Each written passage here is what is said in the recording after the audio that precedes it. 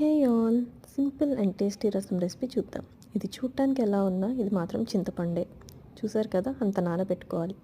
తర్వాత ఒక పాత్ర పెట్టుకొని ఆయిల్ వేసుకొని ఆవాలు చిటపటలాడినాక ఇక్కడ జీలకర్ర మా మమ్మీ చేతిలోకి ఎక్కువ వచ్చిందని కవర్లోకి వేసే ప్రయత్నంలో అలా వేశారు.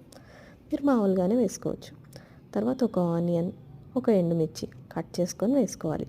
అది కొంచెం వేగినాక కరివేపాకు, కొంచెం అల్లం వెల్లుల్లి పేస్ట్ కూడా వేసుకొని వేయించుకోవాలి.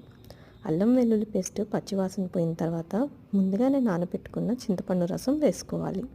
చింతపండు రసం కూడా వేసుకున్నాక పసుపు ఇలా వేసుకోవాలి.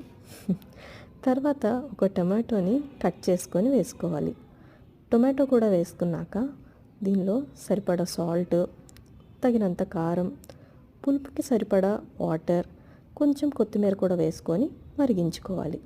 అండ్ ఫైనల్గా ఇక్కడ పచ్చి కొబ్బరి పేస్ట్ వేస్తున్నారు. కొంచెం మీ దగ్గర లేకపోయినా ఎండు కొబ్బరి పొడి కూడా వేసుకోవచ్చు. అండ్ అది కూడా వేసిన తర్వాత ఒక పొంగు వస్తే చాలు. సింపుల్ అండ్ టేస్టీ రసం రెసిపీ రెడీ. ఎంజాయ్.